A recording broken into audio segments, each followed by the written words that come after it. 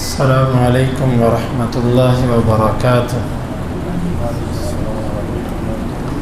سورۃ البقرہ آیت نمبر 164۔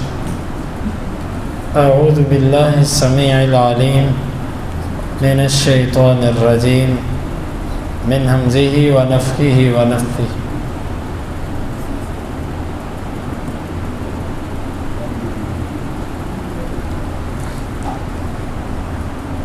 وَمَا أَنزَلَ اللَّهُ مِنَ السَّمَاءِ مِن مَّاءٍ فَأَحْيَا بِهِ الْأَرْضَ بَعْدَ مَوْتِهَا، اور جو اللہ تعالیٰ نے اتارا بادلوں سے پانی، اس نے زندہ کیا اس کے ساتھ زمین کو اس کے مردہ ہونے کے بعد۔ اللہ تعالیٰ نے اپنی نشانیوں میں سے ایک نشانی بارش کو بھی ذکر کیا کہ بارش بھی اللہ کی نشانی ہے۔ اس کا اندازہ اس وقت ہوتا ہے جب بارشیں رکتی ہیں۔ اگر بارش نہ ہو تو زمین کی سطح کے اندر، زمین کے اندر جو زمین کی تہ میں پانی ہے، اس کی سطح بہت نیچے چلی جائے، اتنی نیچے چلی جائے کہ دنیا کی مشینری اس کو کھینچ کر اوپر نہ لا سکے۔ اور انسان جتنا پانی استعمال کرتا ہے، یہ تقریباً سب پانی وہ ہے کہ جو بارشوں کا پانی ہوتا ہے۔ یہ ندیاں، یہ چشمے، یہ نہریں اور نہروں سے دریا، یہ سب کہاں سے ہیں؟ یہ زمین سے تھوڑی نکلتے ہیں، یہ سب بادلوں کا، بارشوں کا پانی ہے۔ گویا کہ انسانی زندگی کا جو بقا ہے، اس کا جو مدار ہے، وہ سب بارش پر ہے۔ فصلوں کو پانی بارش کا، پینے کے لیے پانی بارش کا، ہر جگہ پر بارش کا پانی۔ سمندر کا پانی آپ کسی فصل کو دیں گے تو آپ اسے تباہ کر دیں گے۔ تو بارش ہی ہے، ہم جو زمین سے بھی نکالتے ہیں نا، یہ بھی وہ پانی ہے جو بارش کے ذریعے زمین کے اندر جذب ہو کے نیچے گیا ہوا ہے۔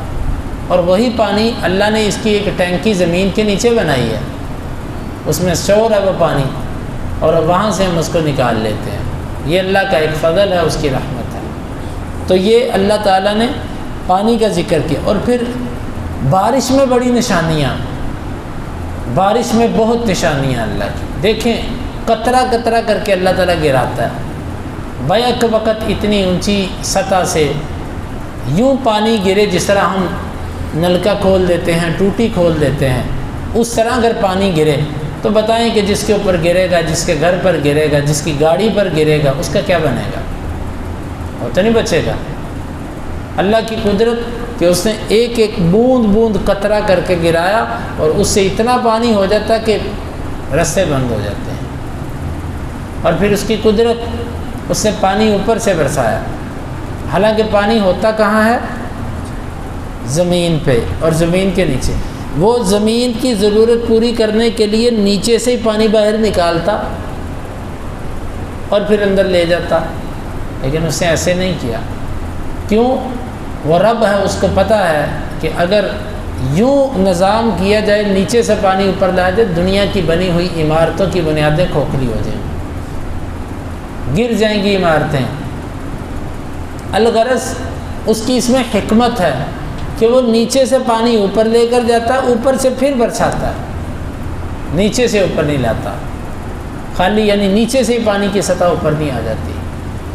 اور اس کے علاوہ اللہ تعالیٰ نے اس بارش پر غور کیجئے کہ بڑا پاکیزہ پانی ہے، اس پانی کے اندر اتنی پاکیزگی ہے، نہ جانے پانی کے اندر قوت ہے یا اتنی دور سے اس کے چھوٹے سے قطرے کے آ کر لگنے کی طاقت ہے کہ وہ چیز جس کے اوپر بارش ایک دفعہ پڑ جاتی ہے، وہ ایسے چمکنا شروع ہو جاتی ہے کہ ایسی صفائی آپ دنیا کے کسی صابن اور کیمیکل سے نہیں لا سکتے۔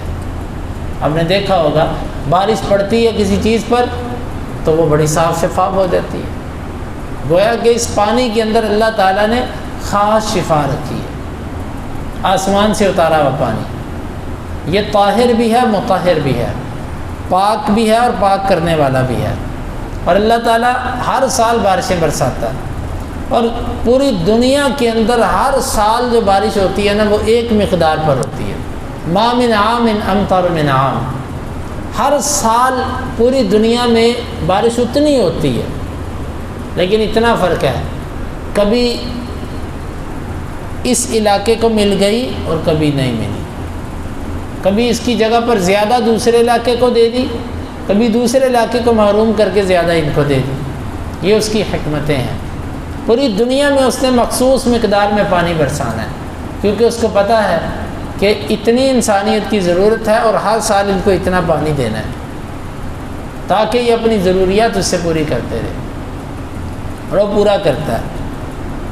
تو اللہ تعالیٰ نے یہاں پر آسمانوں سے، السماء کا لفظ آسمان کے لیے بولا جاتا ہے، لیکن ہر وہ چیز جو بلند ہو اس کے لیے بھی سما کا لفظ بول دیا جاتا ہے۔ یہاں پر السماء سے مراد بادل ہے، اور اللہ تعالیٰ نے بادلوں سے پانی نازل کیا اور اس پانی کے ساتھ زمین کو زندہ کیا۔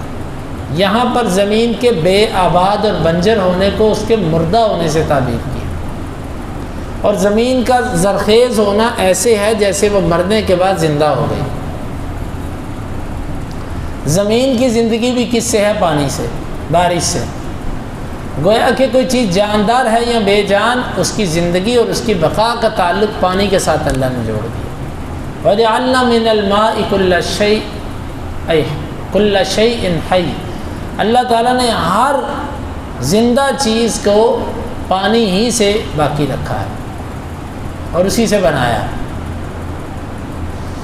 تو یہ بارش بھی اللہ کی نعمت ہے اور اس کی رحمت اور اس کی نشانی ہے۔ بہت ساری چیزیں اس پر بیان کی جا سکتی ہیں، لیکن آپ سوچ لیجئے گا۔ وَبَثَّ فِيهَا مِن كُلِّ دَابَّةٍ، اور اس نے اس زمین کے اندر ہر قسم کے چوپائے میں سے بسایا، کوئی چھوٹا کوئی بڑا، کوئی 2 ٹانگوں پہ، کوئی 4 پہ، کوئی پیٹ پہ، کوئی فائدہ مند، کوئی ضرر دینے والا، کوئی حلال کوئی حرام، کوئی کچھ اور کوئی کچھ۔ یہ سب کے سب زمین کے اندر جو کچھ ہے یہ اللہ نے بچھائے۔ اور ان جانوروں کے کیا فوائد ہیں؟ بعض دفعہ ہم کسی جانور کا اپنی ذات کے ساتھ فائدہ نہ ہونے کی وجہ سے انکار کر دیتے ہیں کہ جس کا تو فائدہ ہی کوئی نہیں، لیکن اللہ کو پتہ ہے کہ اس جانور سے اس نے کیا کام لینا ہے، اور اس جانور کے انسانی معاشرے کے اوپر کیا اثرات ہیں، اور انسان کو اس سے کیا فائدہ ملتا ہے، یہ میرے رب کو پتہ ہے۔ لیکن اللہ رب العالمین نے یہ نظام بنایا ہے۔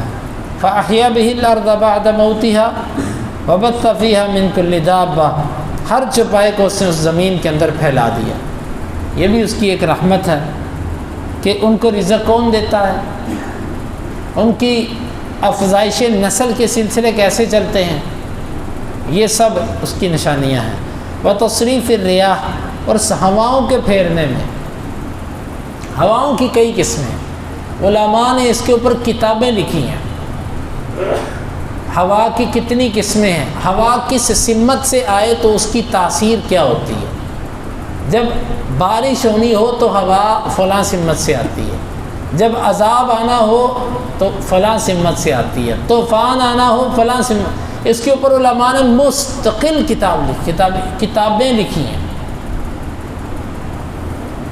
تو یہ اللہ تعالیٰ نے ہواؤں کے پھیرنے میں بھی نشانیاں رکھی، اس کی کئی قسمیں ہیں۔ بعض دفعہ یہ عذاب بن کے آتی ہے، بعض دفعہ یہ رحمت بن کے آتی ہے، بعض دفعہ بارش سے پہلے خوشخبری دیتی ہے، اور بعض دفعہ بادلوں کو چلانے کے لیے آتی ہے، بعض دفعہ بادلوں کو بکھیرنے کے لیے آتی ہے، اور بعض دفعہ بادلوں کو ایک جگہ پر جمع کرنے کے لیے آتی ہے۔ کئی قسمیں ہیں ان ہواؤں کی، اور اللہ تعالیٰ نے ان ہواؤں کے اندر اتنے فوائد رکھے ہیں۔ اگر یہ ہوائیں نہ ہوں تو دنیا کی بدبو کہیں دوسری جگہ منتقل نہ ہو۔ ہوا آتی ہے، بدبو کو بہا کے انسانی معاشرے سے دور لے جاتی ہے۔ اگر یہ ہوائیں اللہ تعالیٰ ان کو یہ حکم نہ دے تو انسان اپنے معاشرے سے گندگی اور بدبو کو ختم نہ کر سکے۔ یہ ہوائیں ہیں جو چلتی ہیں تو اڑا کے لے جاتی ہیں، اور بھی اس میں بہت ساری۔ وَالسَّحَابِ الْمُسَخَّرِ بَيْنَ السَّمَاءِ وَالْأَرْضِ، اور بادلوں میں بھی نشانیاں ہیں۔ یہ بادل کبھی سفید، کبھی سرخی مائل، اور کبھی سیاہ، اور کبھی مٹیالے رنگ کے، اور کبھی رنگ بدلتا ہے، نوعیت اس کی مختلف ہوتی ہے۔ اللہ تعالیٰ نے فرمایا ان بادلوں کو پر غور کرو، کبھی نہ نیچے سے کوئی ٹیک نہ اوپر سے کوئی رسی۔ زمین اور آسمان کے درمیان بادل کیسے کھڑا ہے؟ کس نے کھڑا کیا اس کو؟ سوچو تو صحیح، اس میں نشانی ہے عقل والوں کی۔ اور والسحاب المسخر بین السماء والارض، اور ان بادلوں میں نشانی ہے جو مسخر کیے گئے ہیں زمین اور آسمان کے درمیان، ان کو روک دیا گیا۔ لآیات لقوم یعقلون، اس میں نشانیاں ہیں عقل والی قوم کے لیے، یعنی جس میں عقل ہے وہ ان سے نشانی ضرور لے گا، جس میں عقل نہیں وہ نشانی نہیں لے سکتا۔ اب ہم میں سے ہر ساتھی سوچے کہ وہ قرآن کی آیات سے نشانی لیتا ہے کہ نہیں لیتا، اس میں عقل ہے کہ نہیں ہے، قرآن بتائے گا آپ نے عقل ہے کہ نہیں۔